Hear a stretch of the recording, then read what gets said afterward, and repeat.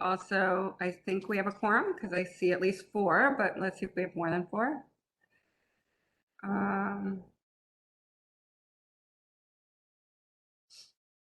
I know that Sami was not able to come. That would be 5.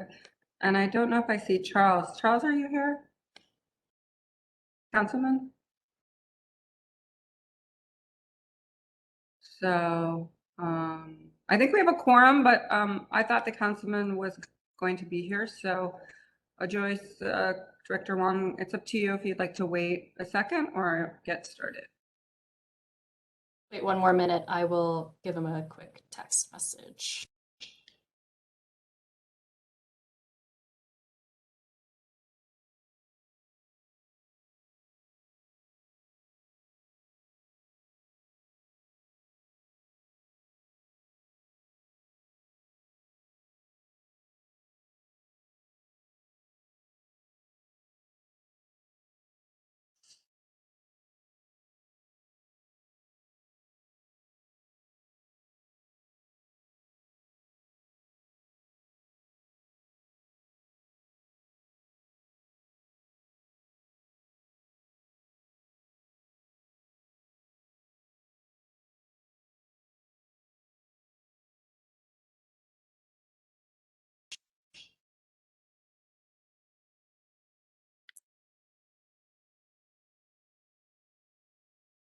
Chair, why don't we get started? Okay. Yeah, all right. Good morning. I'll read the preamble.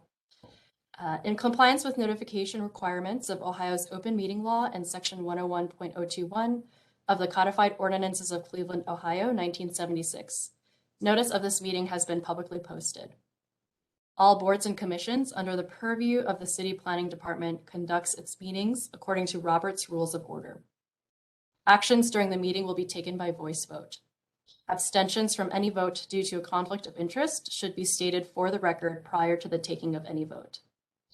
In order to ensure that everyone participating in the meeting has the opportunity to be heard, we ask that you use the raise hand feature before asking a question or making a comment. The raise hand feature can be found in the participants panel on the desktop and mobile version and activated by clicking on the hand icon. Please wait for the chair or facilitator to recognize you and be sure to select unmute and announce yourself before you speak. When finished speaking, please lower your hand by clicking on the raise hand icon again and mute your microphone. We will also be utilizing the chat feature to communicate with participants. The chat feature can be activated by clicking the chat button located on the bottom of the WebEx screen. Call-in users can unmute by using *6. All meeting activity is being recorded via the WebEx platform. These proceedings are also being live streamed via YouTube. All requests to speak on a particular matter via our website and email have been considered. We have also received emails from those who have provided written comment on a particular matter.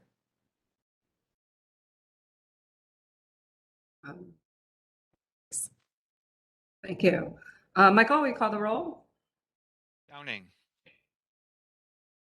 Present. Fluker. Present. Curry. Present. Cray Scott. Present. Paul. Slife. Present. Here we have a quorum. Thank you. First item is a mandatory referral ordinance number 278-2022. This is authorizing the mayor and the commissioner of purchases and supplies to sell property no longer needed on various sites on Buckeye Road, Walmalink Avenue, to CMHA for the Woodhill Estates project. Director, someone to speak to this item? Madam Chair and Director, I apologize. I must recuse myself. Okay. Thank you, Mr. Fluker. We do have Alex Pesta here from City Architecture, as well as Matt Schmidt from CMHA and Commissioner Green. This is a project that has been seen before the commission already. It is just about the city land bank transfers. So for the sake of the public, we wanted to show you the parcels and the project as a reminder. So Alex, why don't you take it away, and it can be, oh, I think we lost our screen. We did. Might be having a technical difficulty. Okay. Well, Um, Alex, I'll- if you could describe them, I think we do know the project and then maybe we can just get the map that's up as soon as it's up. But I don't know that we need too much background too. I heard loud and clear, Madam Chair. Actually, I'm going to turn it over to Jeff Beam from the Community Builders, who is prepared to walk through the presentation. Okay. Mr. Beam, if you could just talk about the parcels, you can show the slide of the architecture, but jump straight to the parcels. That'd be great. Sure, and I'll ask staff controlling the slides, if you just want to go all the way to slide 8 at the end, that's the right place, and I'll just speak while you're transitioning. Thank you, Chair. I'm here to sort of speak to this important step in a project that I think the Commission knows well. It was preceded by an intense, planning effort with residents that lasted 3 years. That is sort of all about the sort of transformative impact across Buckeye Woodhill.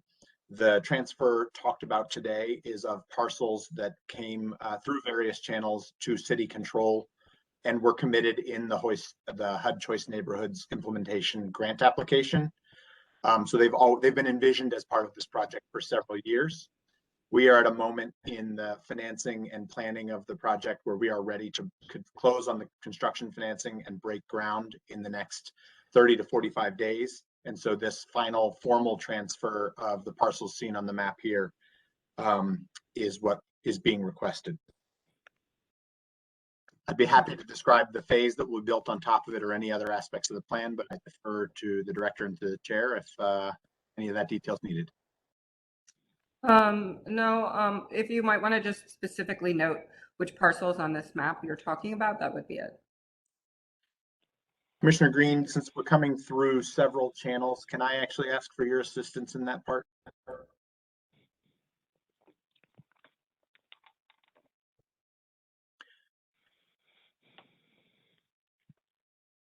If James is unable to sort of jump to this, what I will say is that some of the parcels came through the city land bank, some came from a disposition from Cleveland Metropolitan School District, and one of the parcels actually comes through the state via ODOT. So several of those, the last of those parcels is not subject to today. So I believe all of the gray is what is being within this map is what's being transferred to the entity that will develop, or to CMHA, which will then ground lease it to the entity that will develop the project. Yes. Okay, thank you. That's helpful. Commission members, any questions or comments or motion? I'll move approval. Downing. I second McCray Scott. Okay. We have a motion and a second. We could call the roll. Downing, Yes. Curry, Yes. Cray Scott, Yes. Slife.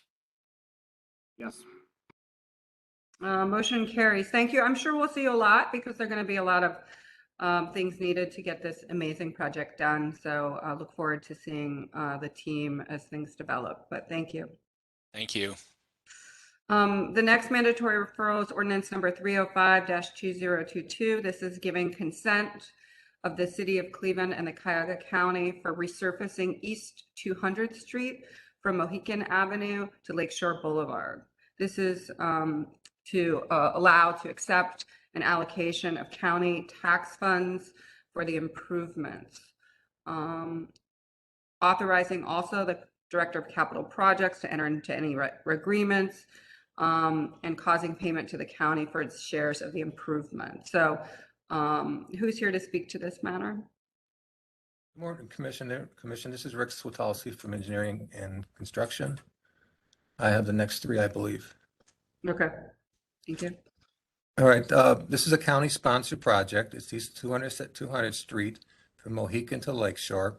The approximate estimated cost of this project is $1.7 million that the county will be managing. The city's portion is $65,000.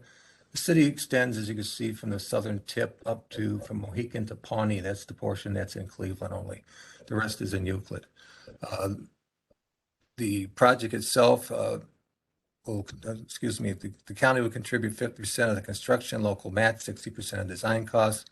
Project includes base repairs, resurfacing, additional ADA compliant ramps, existing roadway configuration will be replaced as is, and the roadway is not identified on the bikeway master plan. So basically, they'll be going out there and resurfacing the street and putting it back and striping it as the way it currently exists. Okay.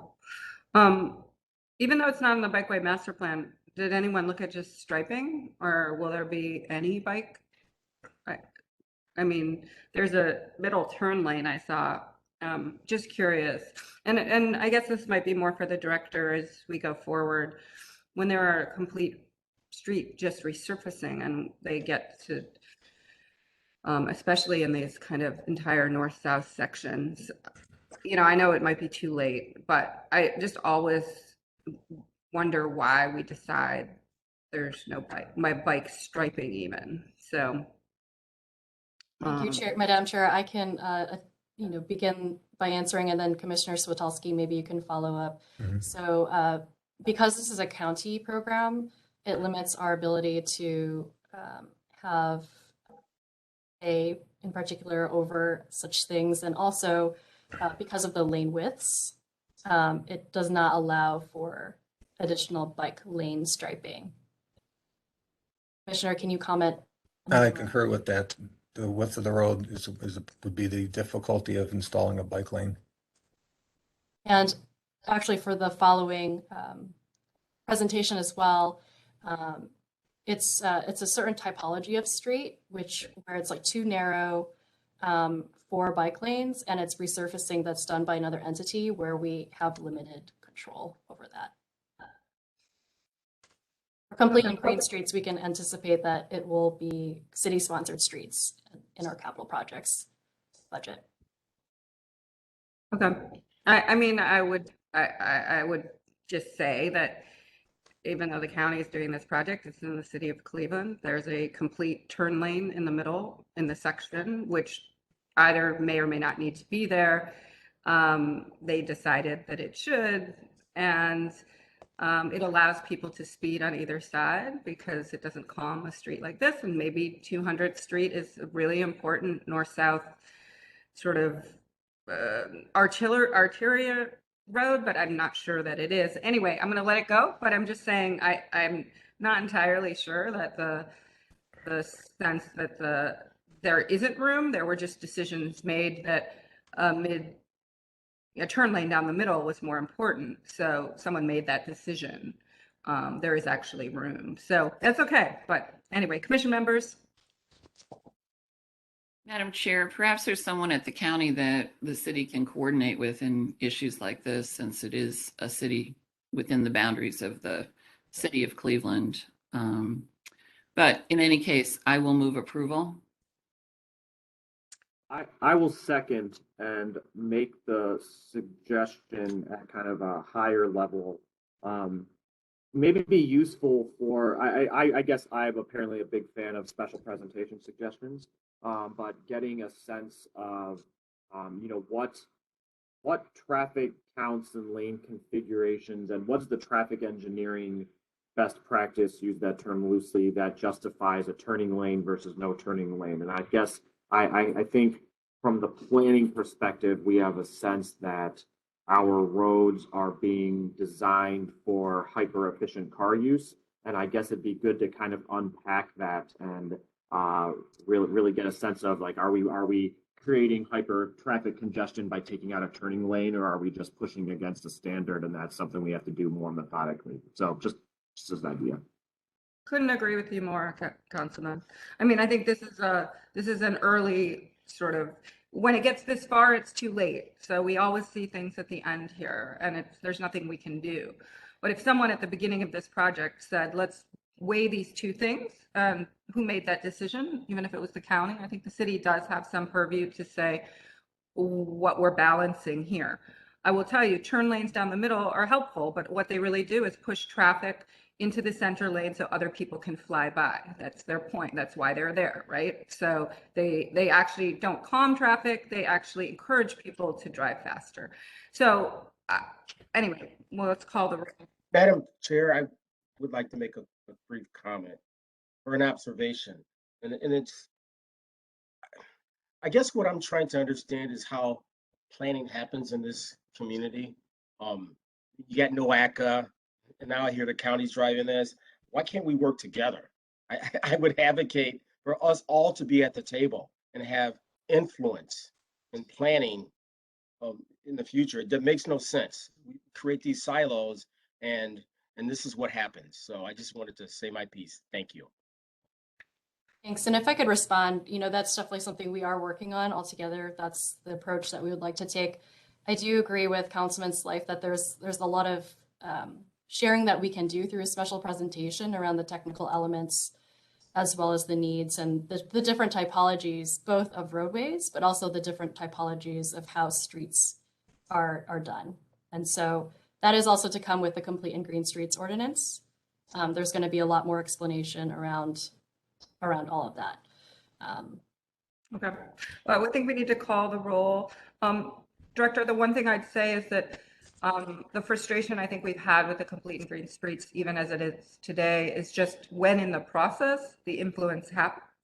If we have an ordinance, but it comes to us now where there's nothing we could do, even if we wanted to, I think for me, it's really you guys leading the process early on, early stage, or in some collaborative way as projects are conceived of, because this happens over and over again where we're asked to approve something that is so far down the path in engineering that we can't do anything about it. So this is a resurfacing project, which is we can totally unpack that the next time, because we will have a whole Complete and Green Streets presentation as we begin to bring that legislation forward. And there is an element here where it's just putting blacktop on. Commissioner Switalski could probably speak more to that, but we can unpack that further in a few weeks. Yeah. Okay. Madam Chair, Councilman Slife has his hand raised. Just very, very quickly, Madam Chair, maybe Rocky River Drive is a street that I focus a lot on, and it's a state route, and kind of in anticipation that this could happen to Rocky River Drive, a plan could be presented to us at some point. I've been trying to be proactive about planning work there. Kind of in that spirit, maybe if we're able to get from planning and or MOCAP a list of all streets that maybe would go through this route, would be a county-led project or a county-funded project, to understand, kind of from our own knowledge of, okay, like here are these streets, these are in kind of rough shape, and is that our proactive planning effort based off of that information? I don't know if that's too heavy of a request to make, but it'd be useful info. Councilman, that's a great suggestion. And I will follow up with Commissioner Switalski, and we'll see what we can do. I would also argue that resurfacing is even a bigger opportunity than complete rebuilds, because the city resurfaces its streets so often, much more often, like every X years, streets are being resurfaced and just restriped. And in some ways, you could restripe this whole city in a much shorter period of time to be bike friendly and pedestrian friendly, using much less money. If we just thought of restriping as more powerful in some ways than rebuilds, because that happens so regularly. It's such an amazing way to say within 5 or 8 years, we could restripe this whole city and have a much more kind of connected network, because you don't, so if we thought about it differently. Anyway, I don't want to stop here because we got so much on the agenda, but I think we still need to call the roll. Downing, Yes. Luker, Yes. Curry, No. Scott, Yes. Slife. Yes. Motion carries. Next item, this is giving consent to the City of Cleveland and Cuyahoga County to resurface East 49th Street to East 71st Street. This is similarly the Director of Capital Projects to enter into agreements, apply and accept tax funds, and to cause payment to the county for their share of the improvements. Thank you again. This is a county-sponsored project to resurface Grant Avenue from East 49th to East 71st. Portion that's within the city of Cleveland comes off East 71st Street and goes down about a quarter of a mile. The project includes base repairs, resurfacing, additional ADA ramps. This is basically an industrial road to get to the businesses in Cuyahoga Heights, and is a interchange for I-77. I think I mentioned the project's $1.1 million. The city's construction estimated share is $36,000.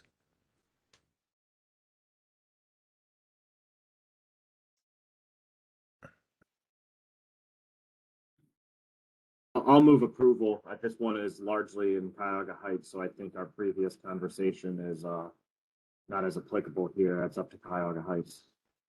Second, We have a motion and a second. Can we call the roll? Downing, Yes. Fluker, yes. Curry, Yes. McCray Scott, yes, Life. Yes. Motion carries. Next item.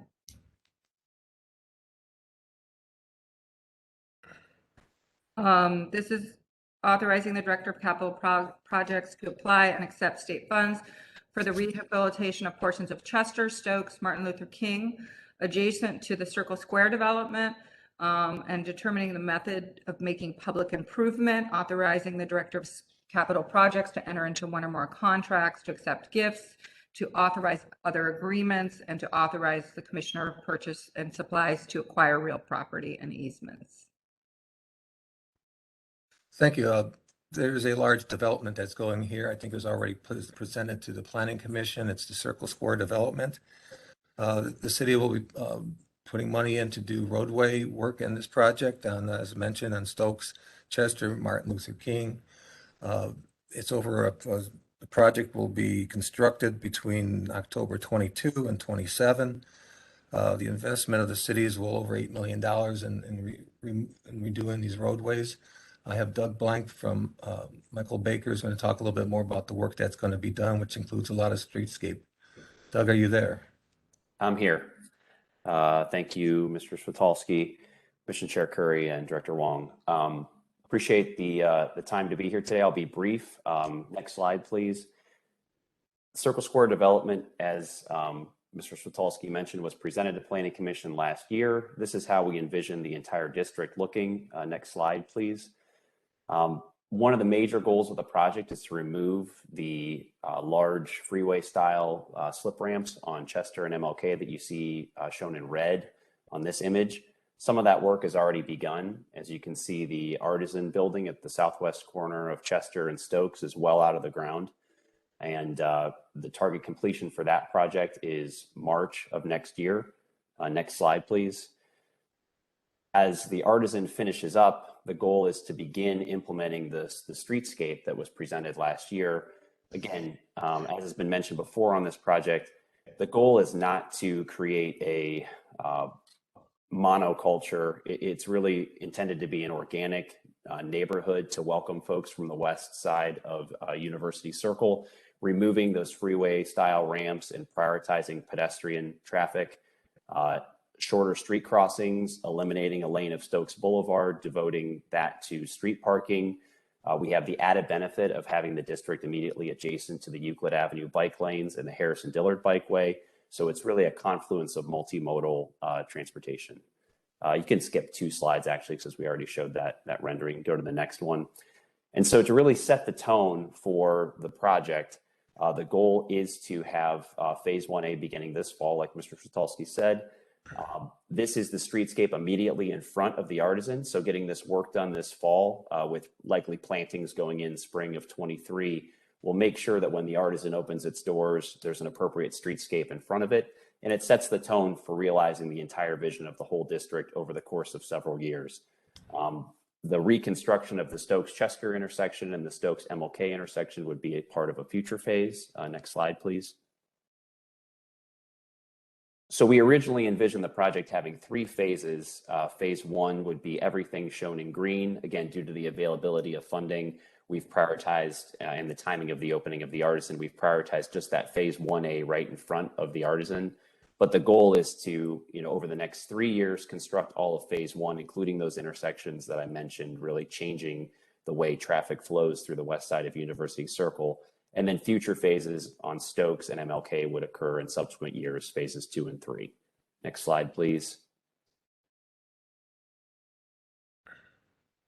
And this just shows how we've broken up phase one based on the availability of funding. All of these pieces shown on this slide are fully designed, and that was all funded by the developer, Midwest Development Partners. Mr. Steve Rubin is on the line as well and can answer any questions that I can't. But you know, they've put their money into promoting the design so that all of this is ready to go into construction as soon as the construction dollars are available. And then, like I mentioned, next slide.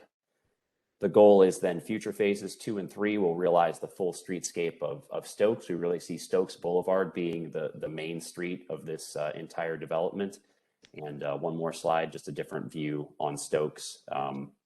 So enabling the use of the funds, as Mr. Switalski described, really is the catalyst to realize the entire vision for the whole district. And we appreciate your consideration.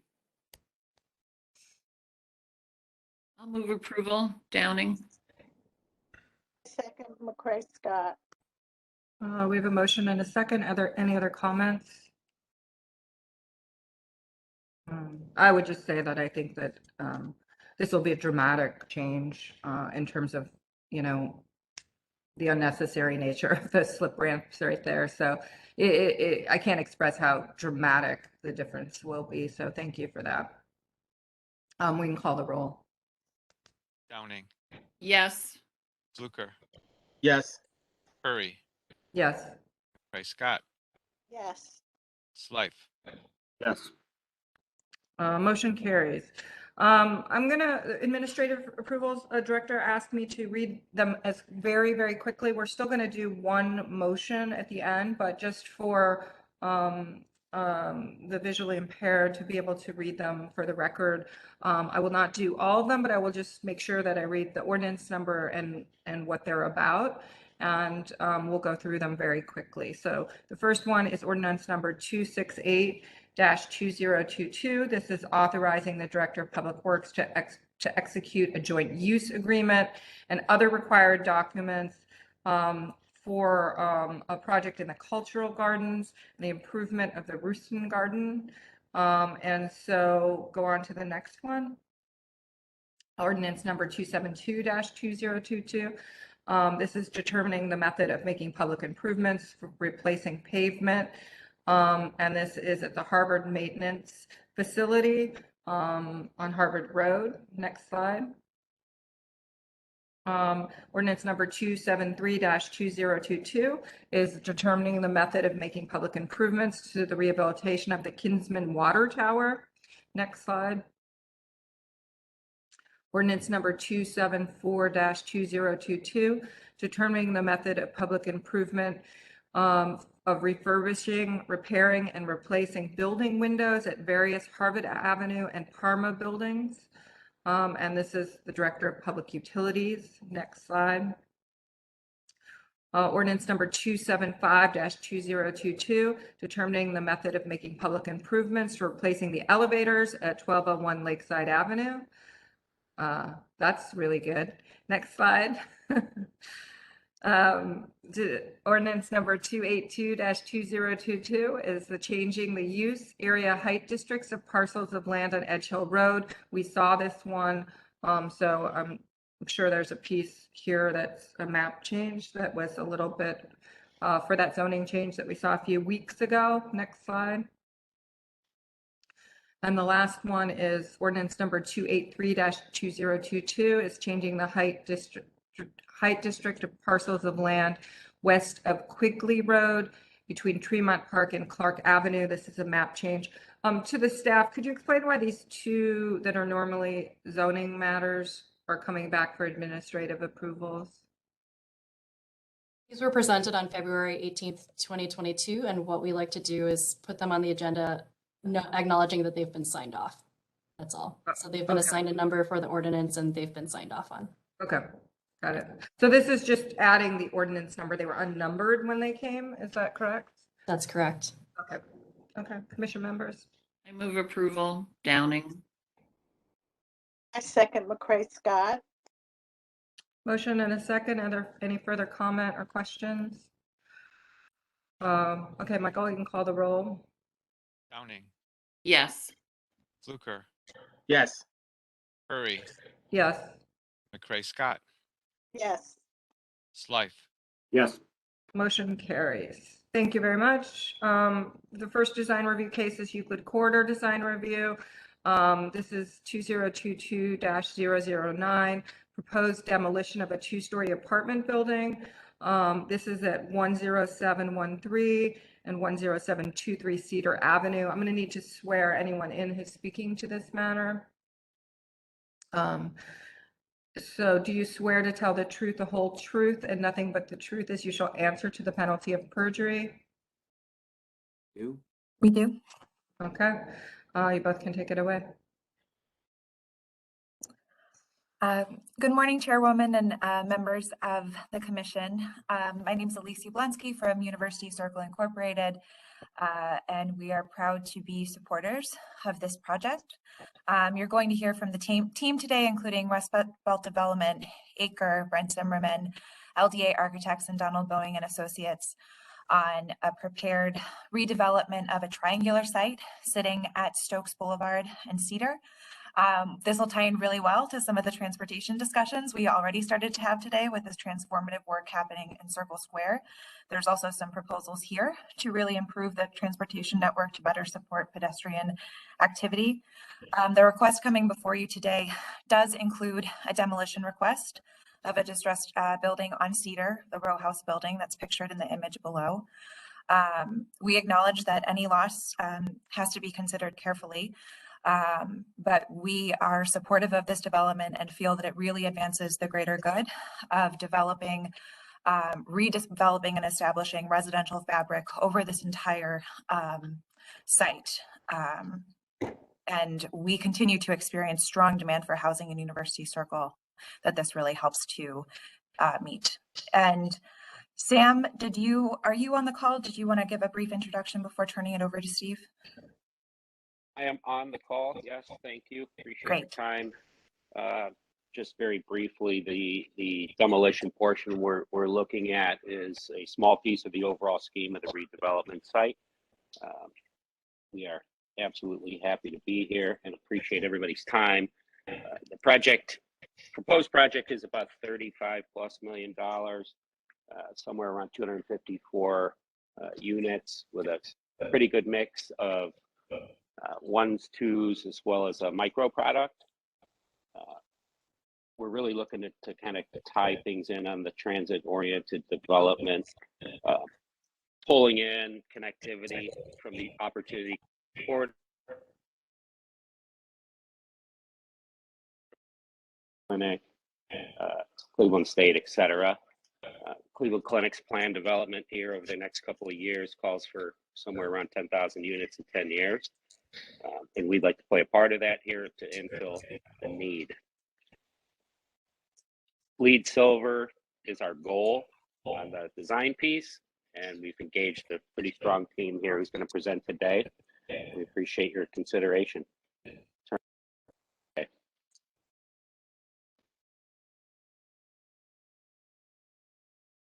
This is Steve Jennings with LDA Architects. I'll walk through the demo portion of the project. If you go back to that first slide, that was the Cedar Avenue facade of the building. Would be considered the front. Then we have a few of these aerial views that shows the entire block that's being developed, which is this triangular shape. The existing building, as you can see, is the only structure remaining on that block. Originally when it was built, there's approximately 20 other structures. So really all the other context has, already been demolished. I'm going to go to the next slide. And this is just, the view from the south. So yeah, you can see it's very close to the Cedar Avenue side of the site. Next slide. It's just showing a little bit more context of it's really more of a commercial neighborhood at this point. Most of these smaller residential structures have been removed. And this is a 6-unit townhome style building. Next slide.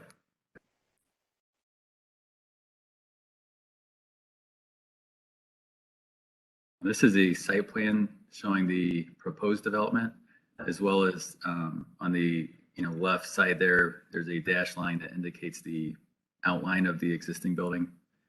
So this way it's situated on the site, it does overlap the new construction a bit, as well as the parking and entrance into the parking. Next slide. It's just a zoomed in view for the rear. Next slide. And then the remaining are images, of the current conditions. The building has been vacant for some time. So there is, a substantial amount of masonry work that would be required. Most of the window openings have been damaged in some fashion or another. You can see in this one, there's several that are boarded up. Next slide. It's just showing where the masonry work, especially at the corners, the faces of the bricks have been damaged. Next slide. And they are pretty much 6 identical units for the most part as far as the layout. So these are kind of typical conditions. The interior. Next slide. Throughout, being vacant, someone's been, able to get into the building and taking out, things for scrap metal. So there's damage related to that. And then water damage from, leaks in the roof.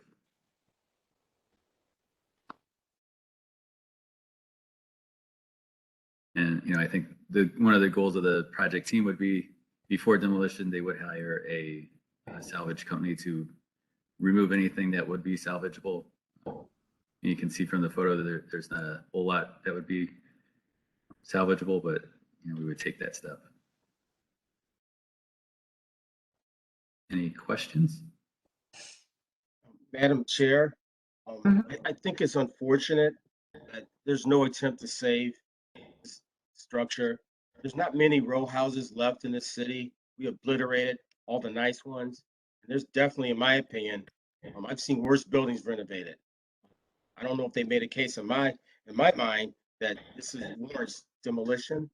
However, I think there should be some consideration given to incorporating this building into the overall design.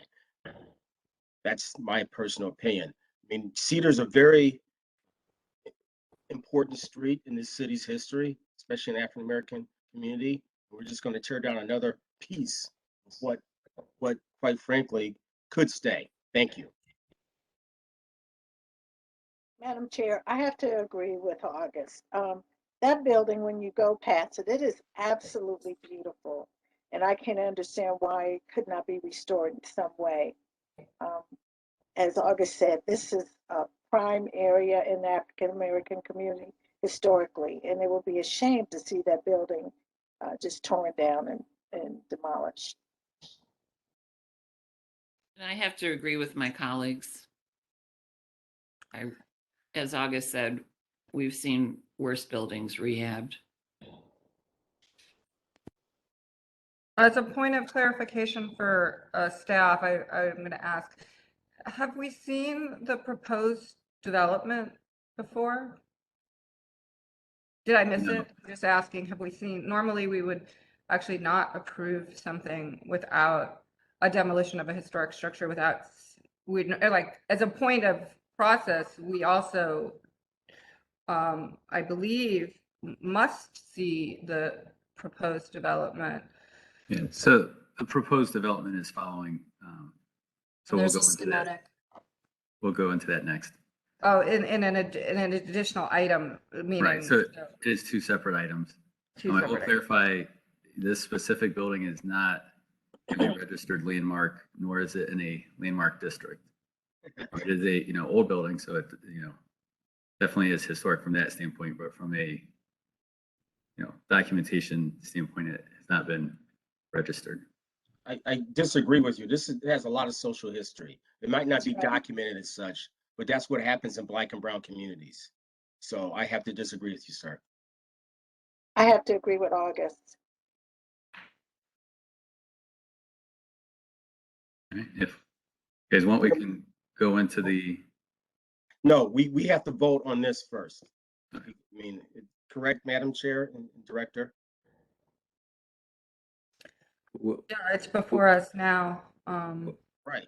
Well, but this is Dominic Durante. Would it be better for us? I mean, that it's sort of arbitrarily put in this order. Do you want to see the new project first and then come back to this discussion of this demolition? I saw your site plan. I guess you're asking us to vote on tearing a building down that has lots of significance in this in this community. And I'm merely saying unacceptable. Make it work. That's what that's my response to you, sir. Okay, so then, okay, August, so then the new proposed project has no influence on your decision to take this building down or to keep it. That's what I'm hearing from you, right, August? Well, you know what? You can I see the site plan. I see there's room on Cedar to keep this building if you really wanted to. Okay. That's just my opinion. But okay, I understand. I'm one of many.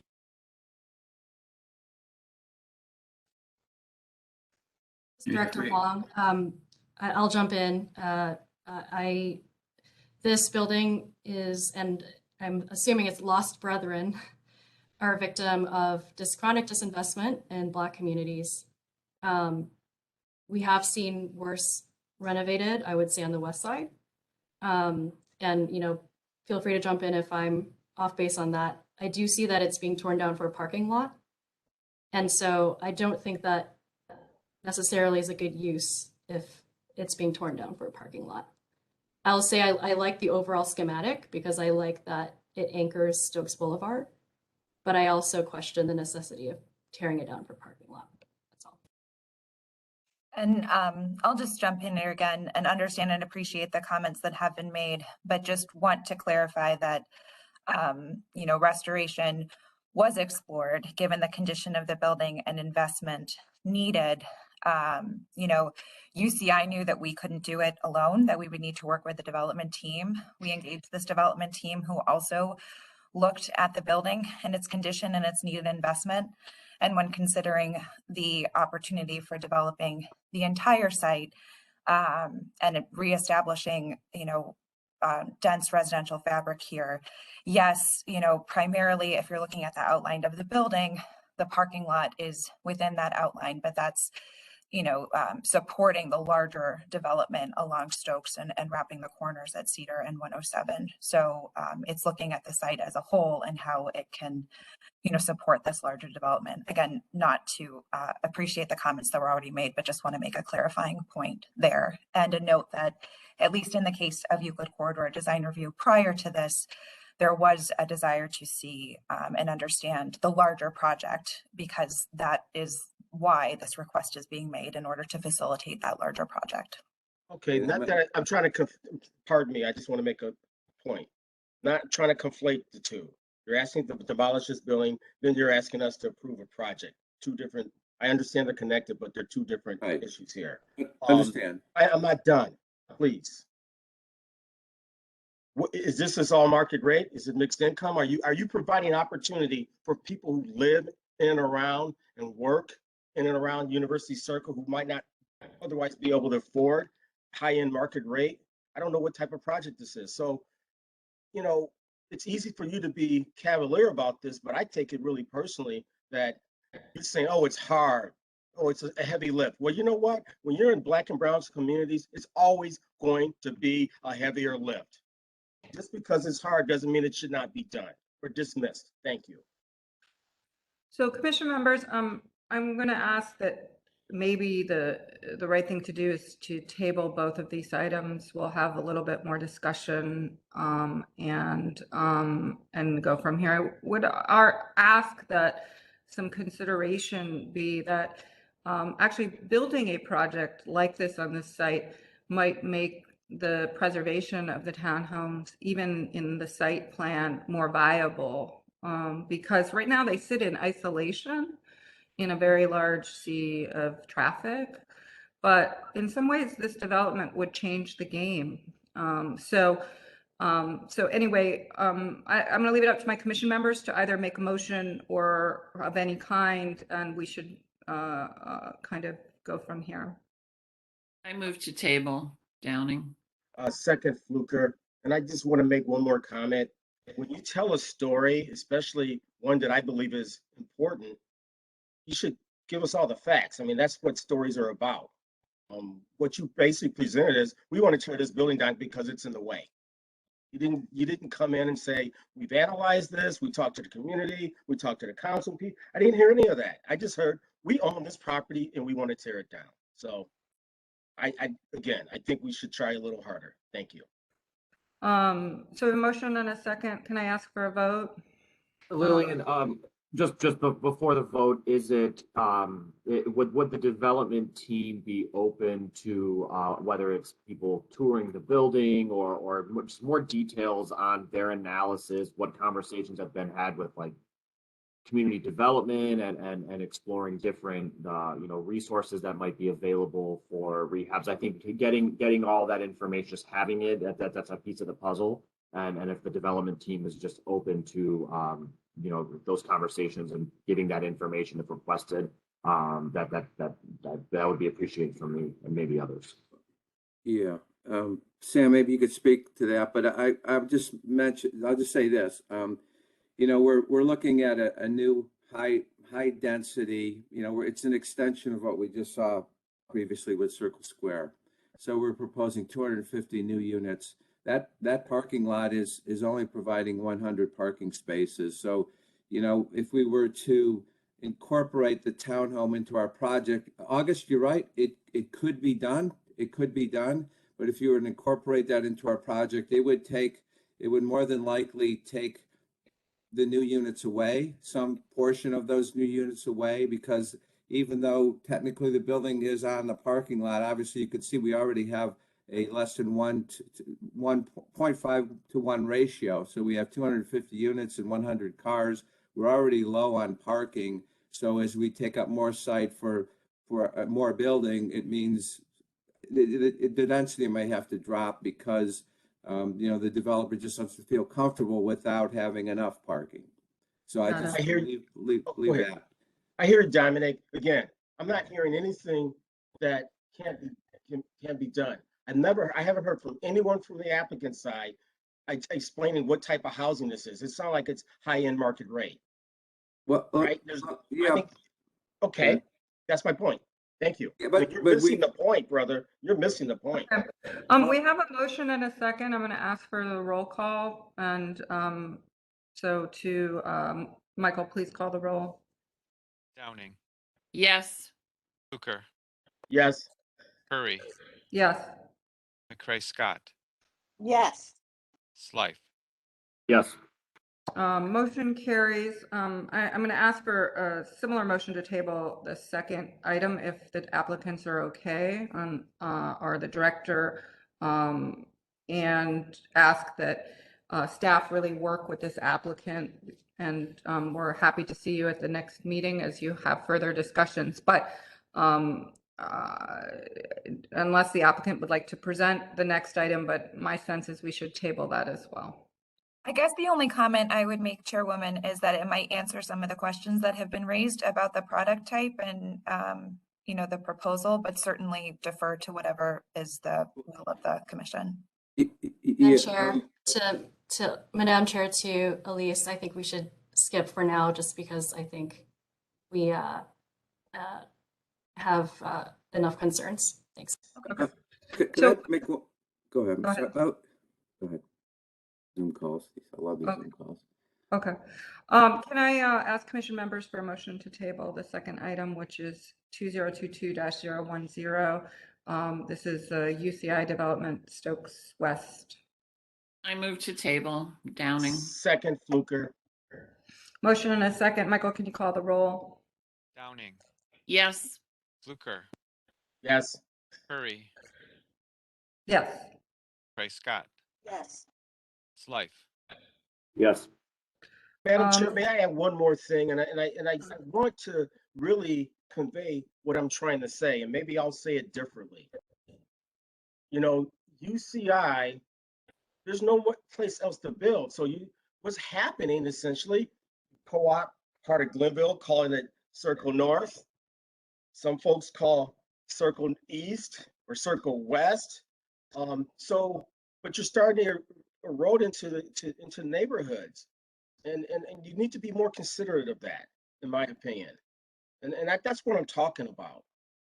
And you know, the more you build, another advantage, the fact that building more market rate will result in gentrification because of values and property. So to me, this is very delicate. It's not just we own the property, but we need to be considerate of what we're putting in motion on the fringes. So that's my point. Thank you. And could I add, please?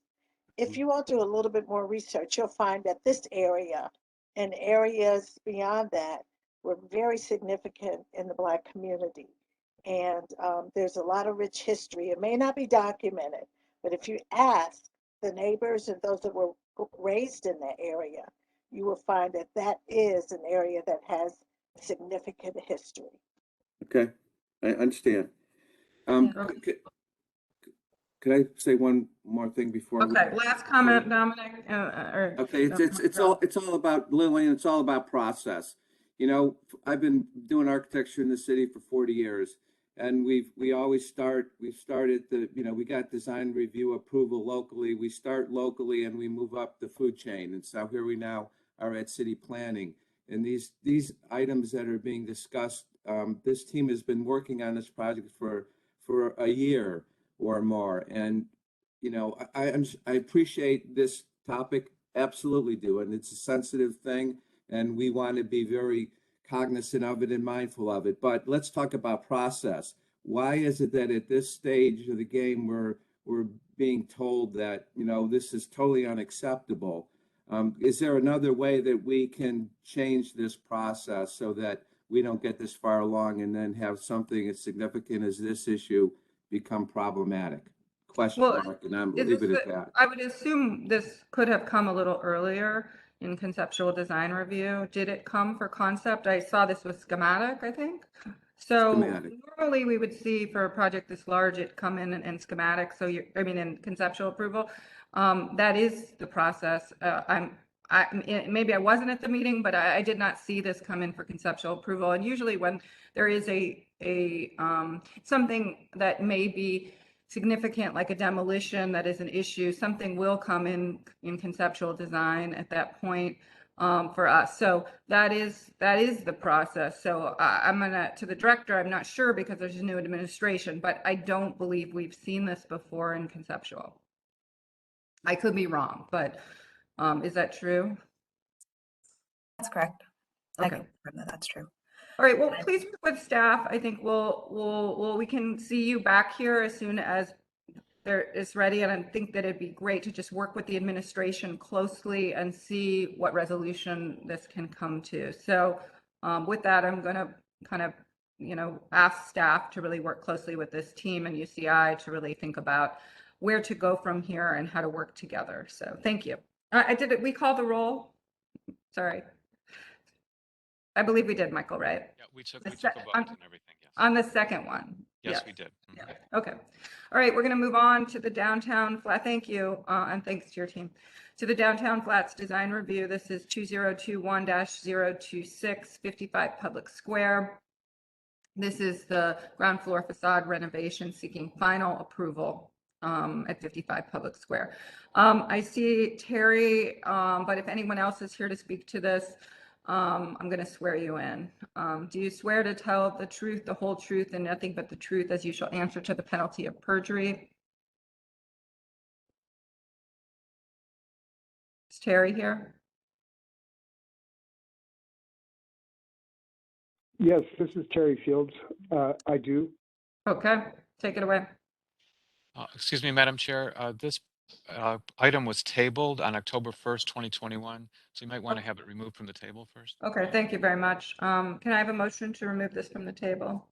I move to remove this from the table. Downing. I second McCray Scott. Oh, we have a motion and second. Michael, call the roll. Downing, Yes. Blucher. I'm sorry, Yes. August. I'm sorry, yes. Curry, Yes. McCray Scott, Yes. Slife. Yes. Motion carries. It's removed from the table. Also, as you present, Terry, can you remind us why we tabled it? Like, as you sort of point out what we're focused on the facade. Sure, I will do that. Do you want me to address that now? Yeah, that'd be great. Yeah. This is an historic building, and the issue that caused it to be tabled was there had not yet been SHPO approval for what was being proposed. And we were asked to achieve that first. And we have achieved that, by the way. We received formal approval from SHPO for what you're about to see this morning.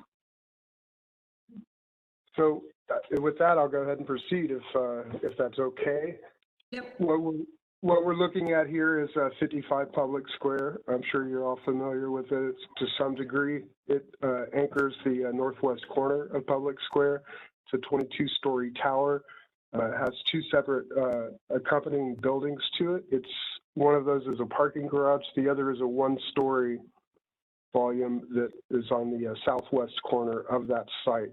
That is the building that we're talking about this morning. And the extent of the work proposed to that building is to rehabilitate the entire southern elevation, the eastern elevation that faces into the plaza there to the right of the grade area that you could see on the site plan, and a small portion of the west elevation. If we could move to the next slide, please.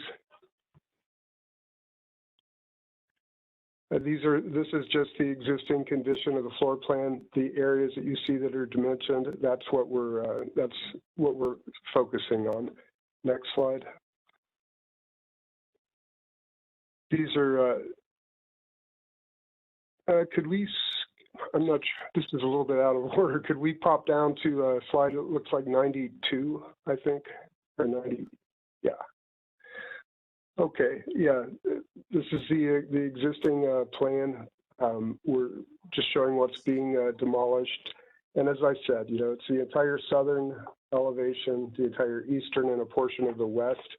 If we could skip down to 95, that would be great. Thank you. And this is the proposed change. We're adding, the south wall was completely opaque. We're adding 5 windows into that. We're replacing the 4 existing windows on the west elevation, and we are putting in a new storefront system on the east side. We're also adding a canopy on the eastern elevation to provide a protected entry, and that is a cantilevered beam system, so to not impede with any structure into the plaza area. We're using an ACM, an aluminum composite metal panel for the finish on the south side. I'm sorry, these slides are kind of out of whack, so I'm not sure. I was trying to find an elevation of that, but I suppose we could just move down to the renderings that would speak. Ah, there we go. Thank you. Yeah, so the east elevation, that's the cantilevered beam canopy. The west elevation is showing just the 4 windows that are being removed and replaced. We're looking at adding 4 painted metal trellises and planters just to break up that long wall of historic brick. And the only portion of rehabilitation as it concerns the ACM cladding is right there on the right side of that west elevation where the Maurice, brick can you go to the renderings? Can you go to the next view so we can see the renderings? Mm-hmm. Oh, there we go. Okay. And maybe the next one too.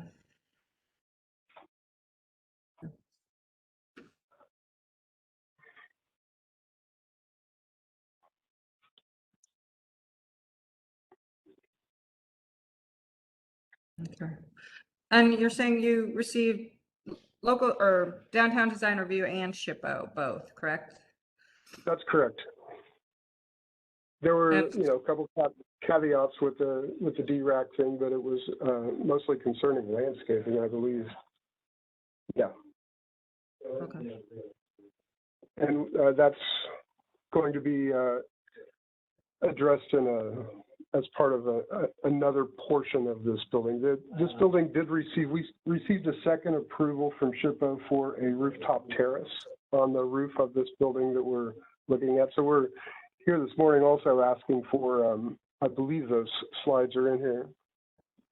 We're asking for a schematic approval for this. Okay. Okay. Commission members?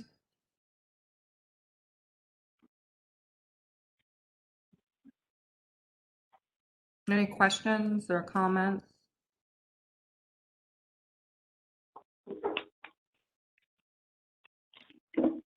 Or motions?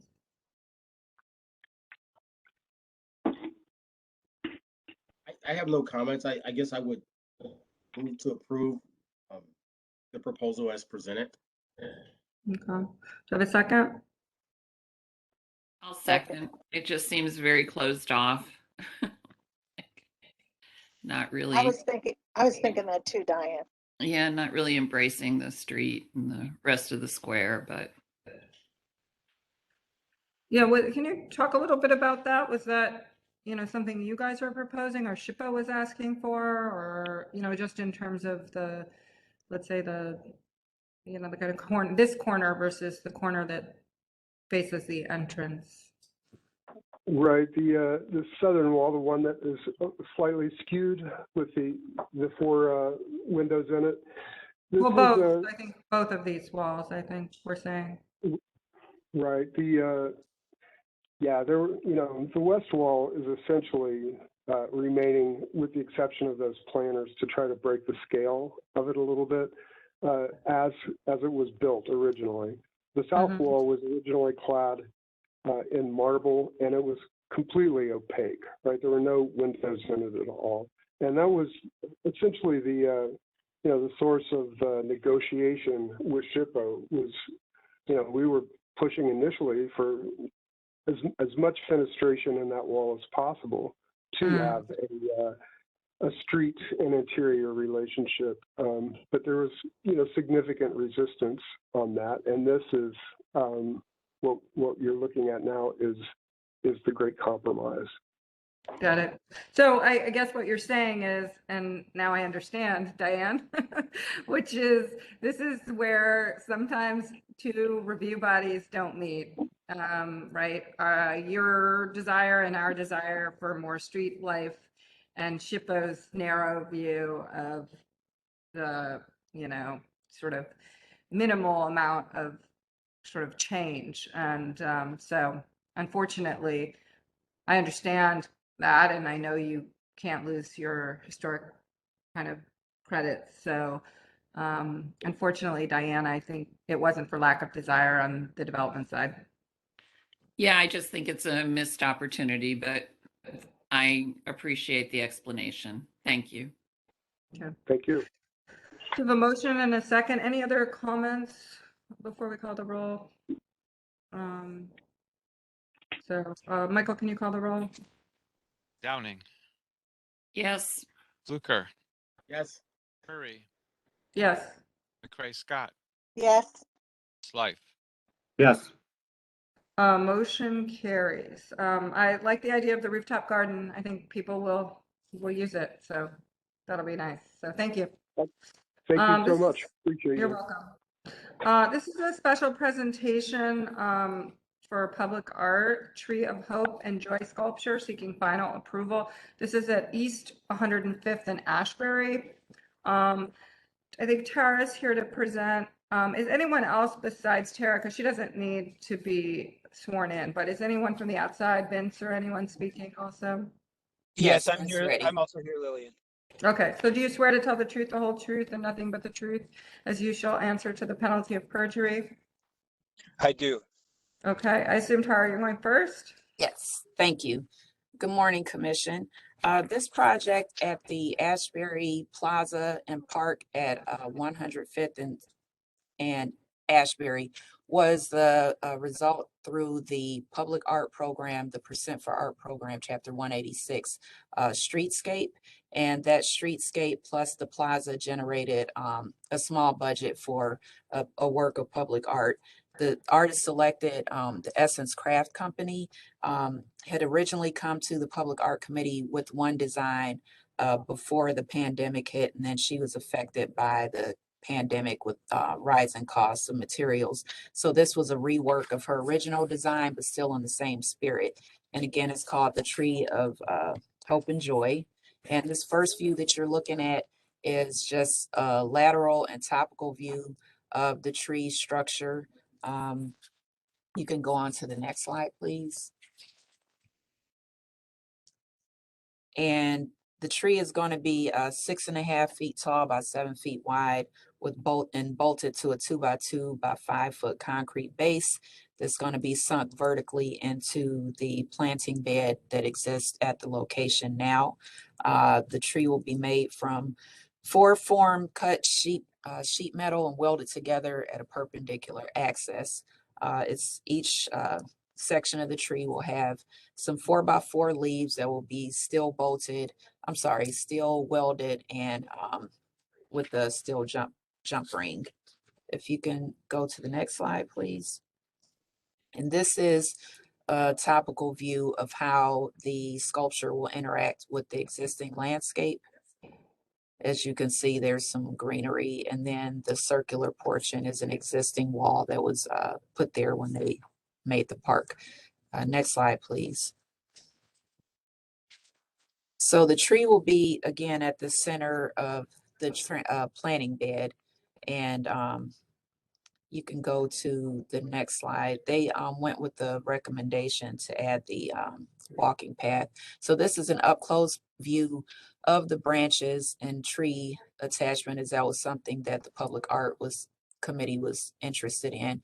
The leaves are 4 inches by 4 inches, and those leaves will be engraved with the patina black with names on the backs of contributing community members. They were asked to give a word or phrase that represented the community to them, or what the community meant to them. So that'll be on the front of the leaves, and the names will be on the back. Next slide, please. And this is basically a site plan and rendering of the location. It's on the northwest corner of East 105th and Ashbury. Next slide, please.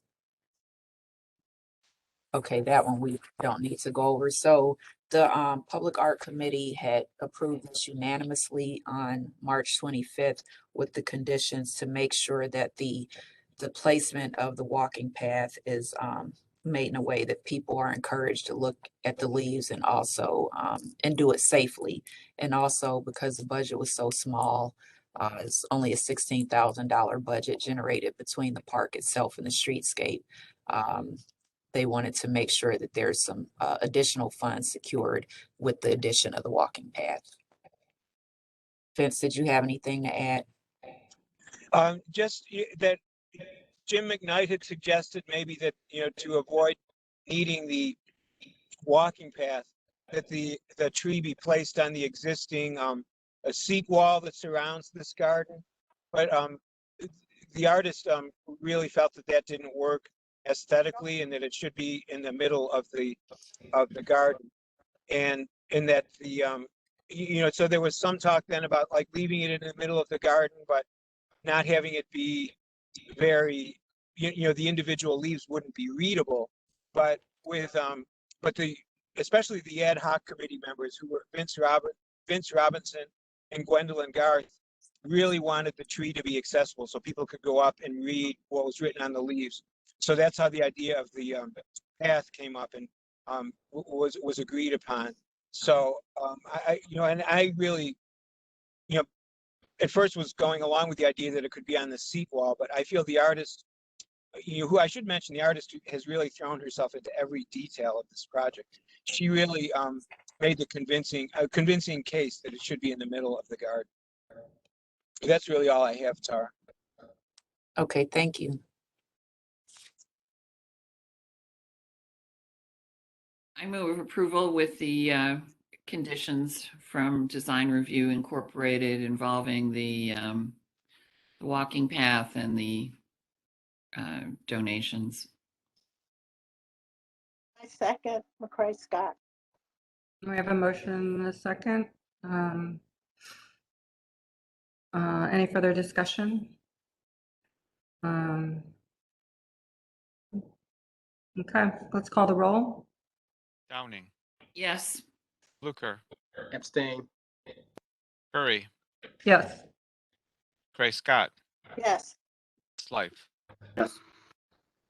As a point of note, do you remember this corner was where that really cool building was that, It's an old gas station. yeah, Yeah. that I Yeah. thought would have been the coolest little like shop or ice cream shop or something, and it got demolished. And well, it's just a point of note, so not to pontificate, but like, I think this sort of wanting this to be a park, we knew was, not going to quite work the way that we were told it would. But I actually think this will help sort of engage people more to come to use the outdoor space here at the corner. So on the one hand, I think this will help that it isn't a space that people use because of, I think, what we thought when we saw it. So, and I just point that out. I forgot to also mention that the color of the leaves are going to be gold and bronze with the black patina embossing to make the fonts pop. And it's going to be coated in a weather resistant coating. Cool. Well, thank you very much. Appreciate it. Okay. Next item. This is a special presentation. Pat Perry Foundry mural seeking final approval. This is at 1831 Columbus Road. Joe, are you speaking to this? I am, yes. Okay, do you swear to tell the truth, the whole truth, and nothing but the truth as you shall answer to the penalty of perjury? I do. Okay. Tara, are you talking about this one too, or straight to Joe?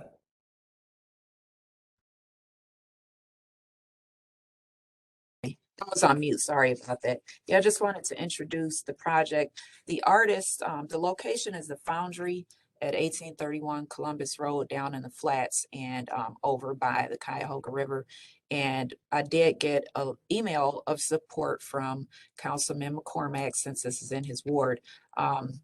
The artist for this project is a world-renowned artist, Pat Perry, who had done one mural here in the city before as part of the Red Line project before the RNC convention was here, but it's a smaller mural with not the same access. That one is really, the access is obstructed because you have to be on the red line to be able to see it. So this project came to us, it's a large scale mural. You're going to see two different concepts. So we're going to be asking for approval to go with either one that the Foundry decides to select. I support it. I think it's very appropriate for the site. And there's a lot of nice elements. It's going to be facing the parking lot side of the property. So with that, I'm going to turn it over to Joe Lanzalotta. Thank you. Thanks, Tara. Good morning, everyone. So this mural is part of a bigger kind of investment in the Foundry. They're working on updating their campus and specifically the boardwalk. So this is really kind of one piece of a much greater initiative to bring the public to the Foundry campus and engage the public in a meaningful way here. So this is just a plan view that shows where the mural is in relation to the rest of the campus. Go to the next slide. Thank you. A little bit more about Pat Perry. He's an artist from Detroit. As Tara said, he's world renowned. He travels the world doing these kinds of projects. Just a really amazing person and artist. Next slide. These are just some initial kind of sketches to show his process. So he worked very closely with the Foundry to understand kind of what their mission is there and what all they kind of take on and how they work. So you can continue to go to the next slide. This is the first concept. So you can see it mocked up on the wall here. Pretty simple, straightforward concept, really just capturing what happens here. I think it's a great way to kind of reposition the narrative around the river and kind of what happens here and the accessibility of the water to the folks in the community. This is the second concept. You can see it's a little bit more of what we call the magical realism. So rather than depicting strictly people rowing, it's more of this kind of fun, imaginary scenario of a bunch of different people in a boat, kind of representing the spirit of rowing. So I was told to keep the presentation short, so I'll do that. If anybody has any questions, I can answer them now. Will it be painted by a company or the artist? No, it'll be painted by the artist himself, yeah. Okay. And one note I forgot to make, this was unanimously approved by the Downtown Flats Design Review Committee yesterday. I move approval, Downing. Second, Fluker. It's awesome mural. Yep. Motion and a second. Any other comments or questions? I will just note that North Star for this organization, both in what they do, their mission, how they're executing on their building, their site, the high quality of everything they do, and actually their leadership on building the first boardwalk that I think we want to see down there continuous. So every way, shape, or form, I can't say enough about this organization in total. And this is just one more example of the leadership and the vision that is extraordinary. So If I may jump in too, I'm just thrilled that we'll have such a visible Pat Perry mural. Amazing artist from Detroit. I'm just excited. I'm pumped. So thank you. Yeah, so are we. Thanks, everyone. okay, we call the roll. Downing, Yes. Fluker, Yes. Curry, Yes. McCray Scott, Yes. Slife. Yes. Motion carries. Thank you, guys. Thank you. Thank all right. you. I think we have one or two more. Let's keep going. This is near West Design Review, Driftwood Apartment Building, item number 2022-008. This is schematic approval at 1111 Fairfield Avenue. Aaron Taylor, are you here? Or someone to speak to this item?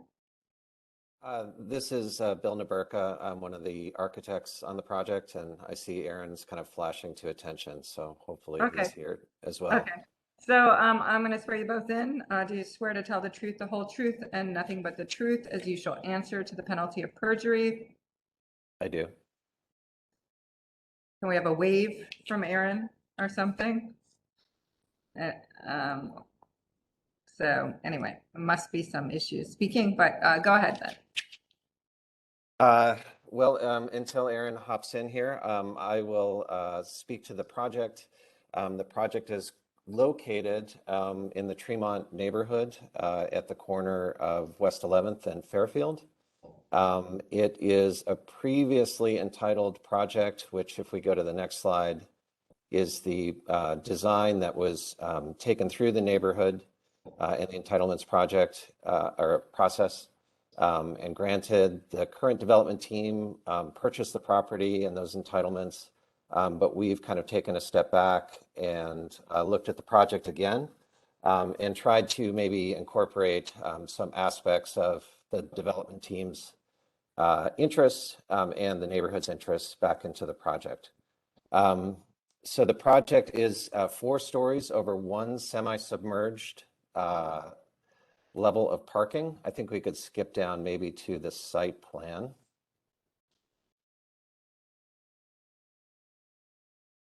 It's fronted, right, so, okay, so we can stay there. It's 4 stories of residential over 1 semi-submerged level of parking. And it comprises about 130,000 square feet, about 100 units, and about 92 parking stalls at the moment. The parking is accessed off of West 11th, and the frontage along Fairfield is comprised of primarily residential units with walkout porches. And then we're activating the corner with, sorry, it's my daughter's school. We're activating the corner with some retail space and entries for the public spaces of the building off both Fairfield and West 11th. We can go to the next slide. And good morning, everyone. Aaron Taylor here. Apologize, had some technology issues. Why don't you, I gave him a general introduction, Aaron, and why don't you kind of get back into the development side of this, and I can finish up with just some architectural intent. Aaron, can Will I do. swear Great. you in real quick? Do you swear to Please. tell the whole truth and nothing but the truth as you shall answer to the penalty of perjury? Yes, I do. I assumed so, but I had to ask. All right. Great. Yeah, no doubt. I just wanted to say it's really nice to sit before you all. We've been through the Planning Commission a few times, so obviously Lillian, familiar face, and some others, but first time meeting you all, everyone else, and I'm just really excited about the direction the commission's headed and what you guys are doing. So fully support you, and thank you for this labor of love that you've taken on for our city. It should be recognized.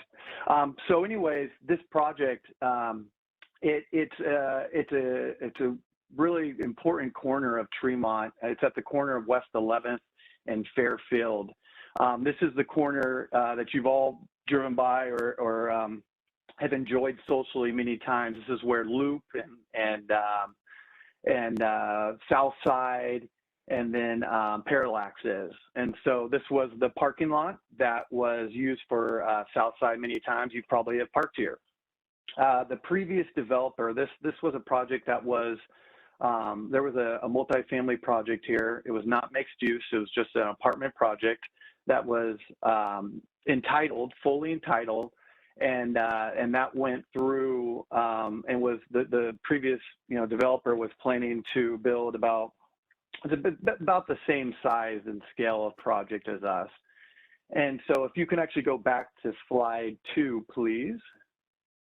That developer was, just to give you quick context, that developer was pretty much driven by profit and his bottom line. And so when he started to see the numbers not work towards, a place where he'd be comfortable moving forward with the project, we had approached him years back, and we approached him again just to see where his interest was in potentially selling this. And he had showed some because he just wasn't able to make it pencil. And so when, we believed in this corner and we believed in this neighborhood, and we've done projects here. We've done Electric Gardens. We've done Tremont Black right down the street, Tremont North just up the street, and some others. And so we really, from a kind of a long-term hold investment standpoint, had a complete opposite idea of how to run the project than he would, and the goals that we had. And so what we're showing today is, if you just go back to slide 2 or forward one slide. Sorry, yeah, slide 2, my apologies.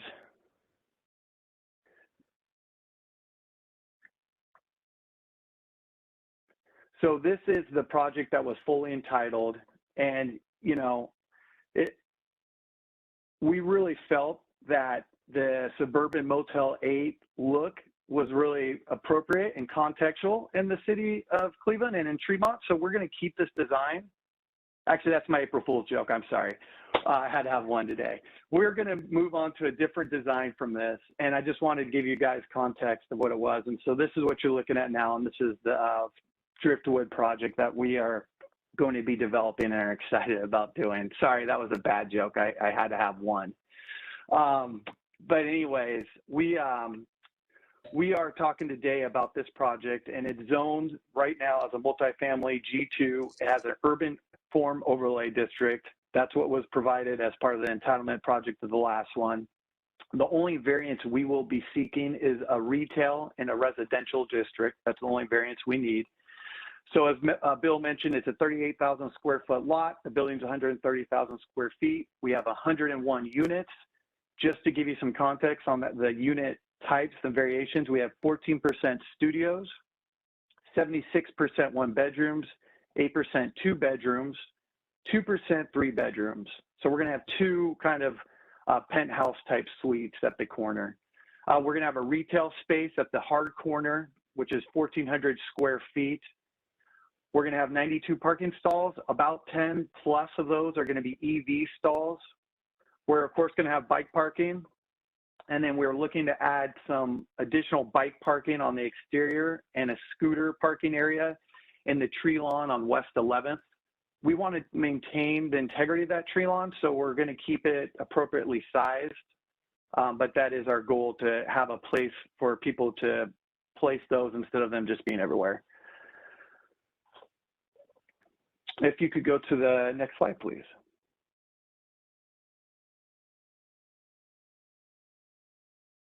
So this is showing our parking garage. It's essentially the full site. The corner is not shown because the corner of West 11th and Fairfield, that's at grade, and that's where the retail will be housed.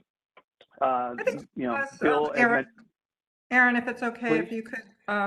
if you could focus for us primarily on the exterior renderings and the materials and those sorts of things.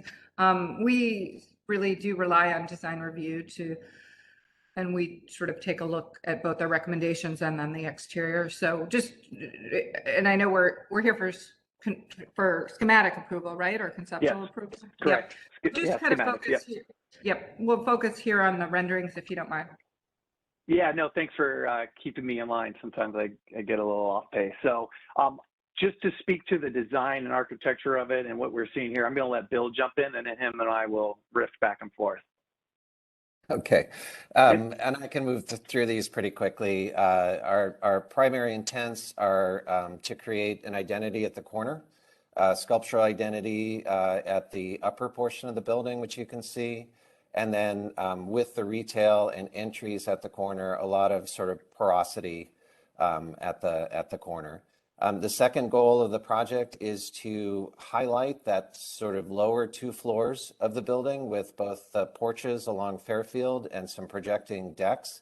And then that will create a strong reference to some buildings, some existing apartment buildings that are down to the west that are about 2.5, 3 stories tall.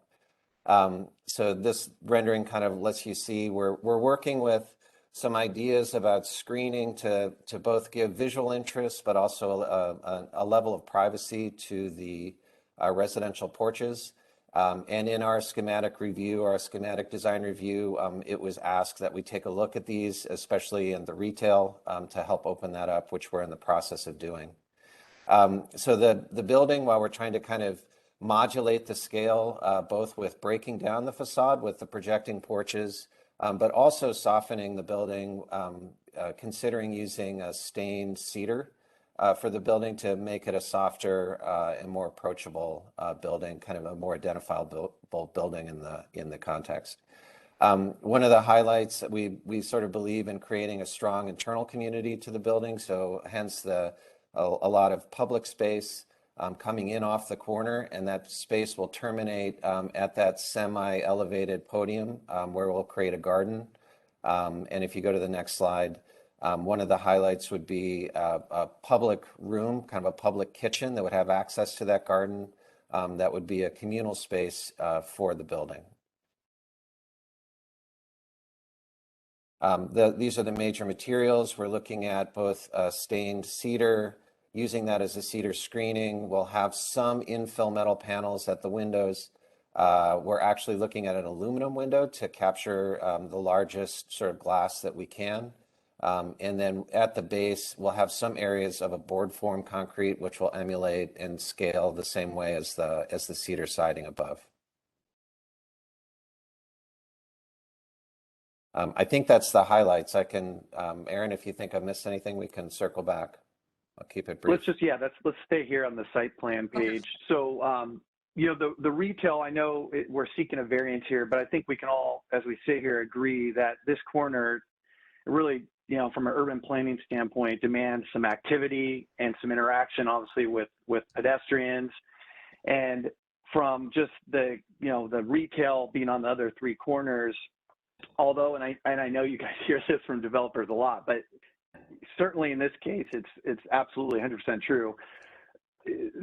This could be potentially something that we subsidize as the ownership group, this retail space, to get the right user in there that really fits in with the neighborhood context and works, and just really the vibe of Tremont. We're really willing to take that on because it's the right approach. And so we're gonna spend some serious time finding the right user to activate this corner and make it really cool. I think one measure of that, and Aaron, I know the work that we've done together, like on Electric Gardens, is blending those more active commercial uses with the community of the building, where you guys blended the Limelight co-working in with the lobby and so forth. This one might be a more retail or, a public use coffee shop, juice bar, something like that. But I think you kind of see from the blending of the colors, the whole idea is beginning to mix those uses with the community of the building. Okay.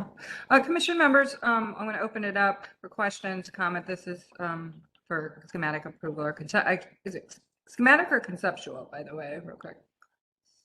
SD. Okay. Is that I don't think you're going to have any issues from us on adding retail. In some ways, it's unfortunate that you actually need a variance for that, because we should be actually requiring people to do that, but we don't. So I'm just saying, relative to the zoning, I think the idea of retail here not only makes sense, but it's unfortunate that you actually need a variance to do it. So with that, commission members, any comments or discussion? Madam Chair, we do have Councilman McCormick with his hand raised. Sure. Yeah, Councilman.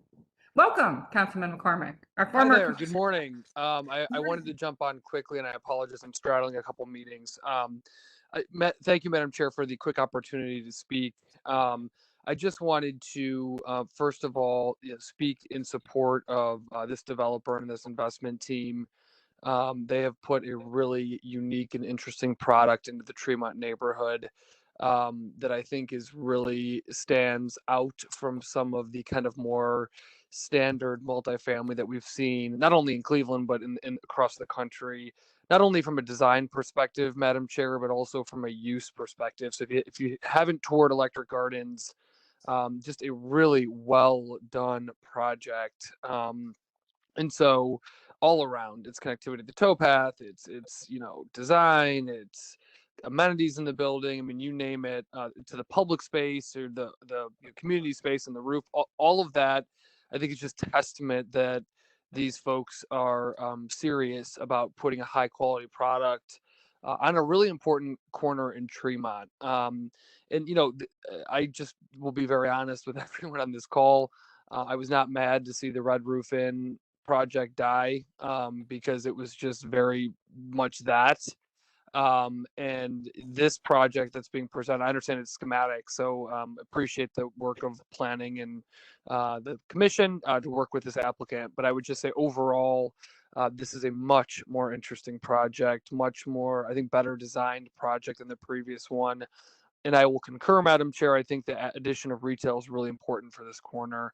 And so the only thing I would ever note too is that through the whole process, the south side added a parking lot on the side of it. And I know that, we are pushing for multi-mobility, and I'm one of the loudest people on that, but I did want to note that they did replace their parking on the side of the building, which they use for their restaurant. I know they're excited about this project. Southside is. So anyways, great project, much more a creative project, Madam Chair, than what came before. And I support this project and it moving through the process. Thank you so much for the opportunity. Okay. Commission members? Madam Chair. Approval. Downing. Okay. I have a we comment. have a motion. August, how about if I go ahead. Doesn't matter. How about if I see if there's a second, and then we'll take discussion. So sorry. And we have a second. Commission Member Fluker. Oh, I just wanted to commend the applicant on creating a very interesting corner. The way you've eroded it but held the edge. I think I truly believe that that was genius in my opinion. Knowing this corner, I know I'm going to lose my parking spots when I go to Southside, but I can live with this. So congratulations, thank you. Especially because you can, there's electric charging stations. For Exactly, you. exactly. I will say though, I do agree with design review, so I know you'll be back. But I do think a little more transparency and openness at the corner and the architecture is desirable. So I know you'll work on that, but I do agree with their comment there, honestly. Okay. So Yeah, we're I heard you say that. that you were going to work on that, right? Yes, it's in process. Okay. Any other comments before we vote? This is Director Huang. This is to Aaron and Bill. Just your architecture is so interesting, and thank you for bringing such great projects and interesting projects to these neighborhoods. Appreciate you. As a point of note on the Cedar, the Cleveland Foundation's headquarters is actually stained cedar, and it's about to go up fairly soon. So if you want to see it, it's a little bit different color, but we are using the same real cedar coming to us. And then there's a project, if you haven't seen it, that actually has the same product. It's a bleach cedar. It's at Hawkins School, the high school. That is actually probably who the architect is. Who was at DLR, but now on his own. But it is one of the best executions of this kind of. That one's bleached, yours is stained, but bleached cedar that looks and has held up so well. So if you haven't been out there to see it, it's Jonathan Kurtz who did it. It's worth a trip to see that execution of the exterior. Anyway. Great. Yeah, we will. Okay, let's call the roll. Downing, Yes. Fluker, Yes. Curry, No, just kidding. That's my April Fool's joke. Yes. McCray Scott, Yes. Slife. Yes. Motion carries. See you guys. Thank We'll you. see you soon when you get for final approval. Thank you. Thank you. Director's report. All right, thank you. Well, this is my very first director's report, and I'm going to keep it director's report light because it's the first time for me.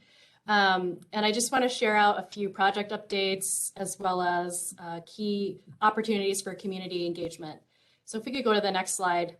The first thing I want to raise is that we are moving forward with the Vision Zero action plan. And for those who are new to this, who are watching or listening, Vision Zero is an effort to reduce the number of car-related injuries and deaths.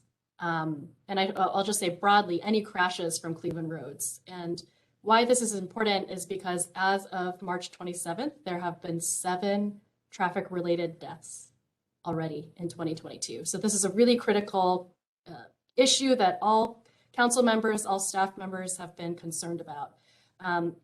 So on April 6th, which is this coming Wednesday, Mayor Bibb will be offering a special welcome to folks who would like to join and provide input on the action plan.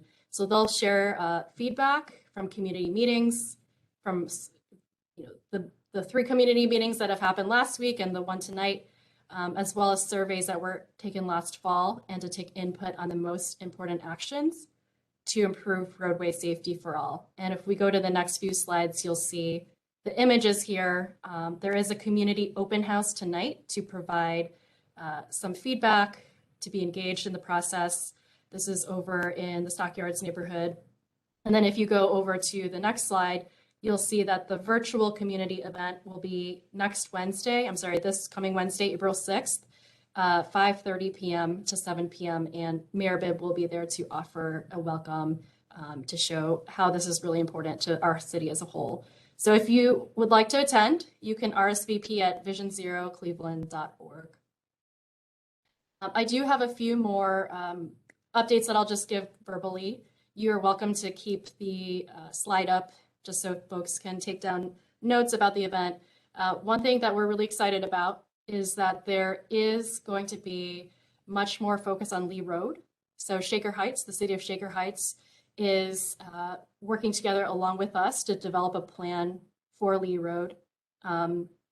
Shaker Heights themselves are investing from Van Aken to Walden. This will address land uses and roadway configuration.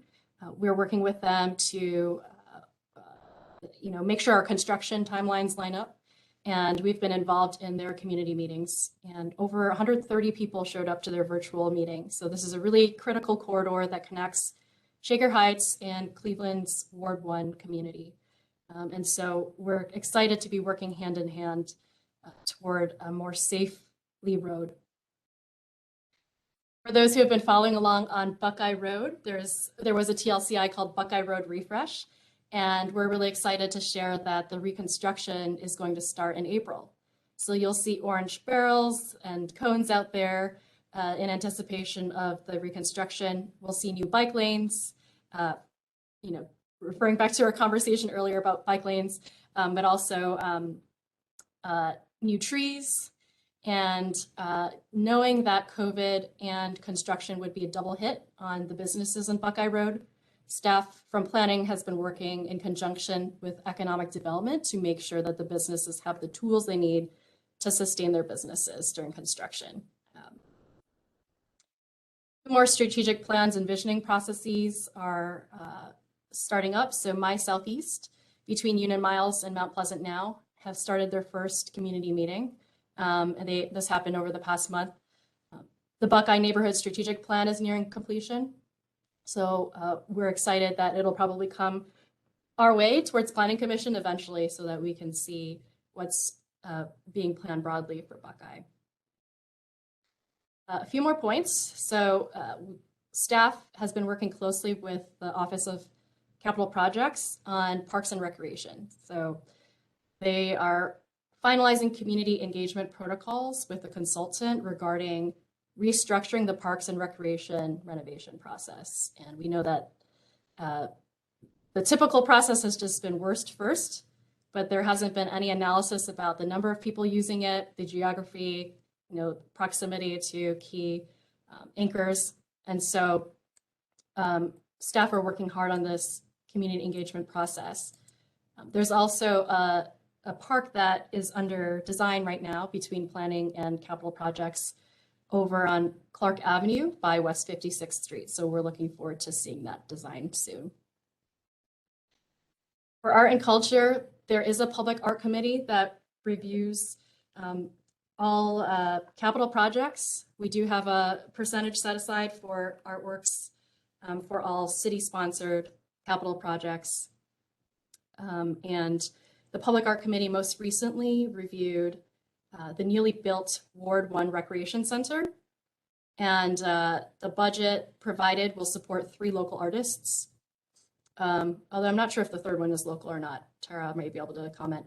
The 3 artists are Darius Stewart, who will do an exterior sculpture, Sankofa Fine Arts Plus, who will do a mural in the pool area, and then Evan Leisure for a lobby and hallway treatment. So we're really excited about these artists being named and moving forward. So we are moving forward with submitting the request for the contracts. Last few things is that we're working on communication. So if you remember the Thrive 105-93 project, that corridor project, city planning has met with a Thrive team this past month to begin content for a website. So you'll see that coming soon. The Superior Avenue pilot for the Midway will also begin some new communications. So you'll see a new website launching shortly as well.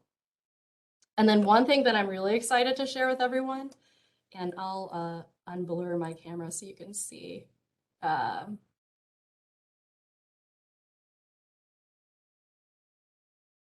zoning staff worked closely with our urban designers to come up with these zoning notice lawn signs, just as a way to improve transparency and communication. So these will not replace the letters that will be sent to neighbors, but for anyone who is walking by, anyone who is biking by, they can stop, use the QR code, understand when the meeting is for the Board of Zoning Appeals, and move along. So we'll be putting these out on a tree lawn near you or a window near you.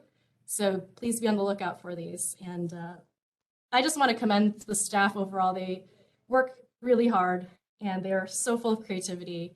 And so I'm just excited to see more and more activities like this moving forward. So that's it for me for now. I guess that wasn't so light. I guess I had a lot to share, but Madam Chair, I would just, thanks Joyce, by the way. Action is great. This is all wonderful news. I just wanted to unpack one thing here that I don't think people realize about Cedar. What has happened historically with the clinic, turning their back on Cedar, putting parking lots and all their industrial uses and transformers, has to stop. So essentially the project that you see there, just repeating and perpetuating the same thing. And you have to look at Cedar and how it terminates there too. You want to terminate in a parking lot? My biggest criticism I have of the process that transpired here is oftentimes architects aren't planners. They're not global thinkers. And so they give us a postage stamp approach and they think they've done everything. And we have to do better. And more importantly, as more development is going to come up, we need to think about what the benefits are to the community. Because there's no value that they brought there other than just making a lot of money. So I'm done, and I will never ever apologize for fighting the right fight. Thank you. Thank you, August. First of all, Joyce, thank you for the update. I think it's also nice to know where some things are that we may have approved a while ago and hear where they're going. And that's just really helpful, even if it's a sentence or two. So I commend you for that. It's just really nice. It's nice to hear about some projects on the east side and southeast side that we want to see more infrastructure investment go on over there. But lastly, the zoning one, congrats on that, the signage. I want to just clarify or make sure that this will also go out for the townhouse cases which are not. That's a good question. So I would ask that you might pilot the signs for any townhouse cases so we can test whether this is a good strategy. How's that? Sure, absolutely. So I'm happy to consider it. I do want to make a clarification that the Board of Zoning Appeals legally by ordinance does require notice. And so that's why we started with BZA and zoning notices. And interestingly, there is no, by policy, we give notice for townhouse, for zoning map changes under planning, right? So by policy we do, but it is not a codified ordinance. And so I think we're happy to, if we have the budget, to continue making these signs. I just do want to clarify that there is a kind of a difference there. However, I think the more communication, the better. So, which is why I called it a pilot program, because it's a tell us, test it, right? But the truth be told, the new townhouse code, which has caused so much angst, used to actually go through zoning, and it was created so that we could help people expedite through the process. But it wasn't super clear that it would eliminate notice to me until later. So I think that one to me is a little bit different. And I think we want people to know about these things and be engaged and be supportive. So it's not just to say that there's an issue, but I feel like if there is budget and you do have the capacity, that placing them for the townhouse matters is just probably good practice, my opinion. Mm-hmm. Understood. So prior, it did require BZA. It required a variance before. Is that why there was notice? The townhouse code was one of the reasons. When we created the new townhouse code, it created a new process for the anything that was going through for the townhouse code that did not require it, which was good. But we should still inform people about it, meaning like people should have the opportunity to come and speak. So that was one of the sticky items that when we went back and revisited, as you recall, that it still hasn't been approved by council, I believe. Councilman Slice said that it somehow got stuck between administrations. We made a couple revisions to the townhouse code, And one of them was to try to find a way to have notice. And this was the idea, which was to at least just have some signs out there. And so I believe we had that, and we dealt with the, also we revised the driveway, or not the driveways, what are they called? What was the thing where everyone was building the driveways with no walkways? Auto court. The auto courts. So we made a couple tweaks to the legislation. We passed it, and it never got to council, and those were included in it. And so, Councilman Slythe, I don't know if you're still here. You want to speak to that? I don't have any real update since we've last spoken about it legislatively. Okay. Thanks. And it is on the calendar for me on the task list. I actually was supposed to have a meeting on Townhouse Code today, but unfortunately have to move it so that we can speak actually with ODOT, who presented last time. So, okay. Okay. Yep. All right. Well, thank you. I think that's it. Anybody else have anything for the good of the order? Keep us updated on, the item today, the demolition, and we'll see where that goes. Thank you all. All right, thanks. Okay, meeting adjourned. See ya. Diane, I did it. She said she had to go at 11.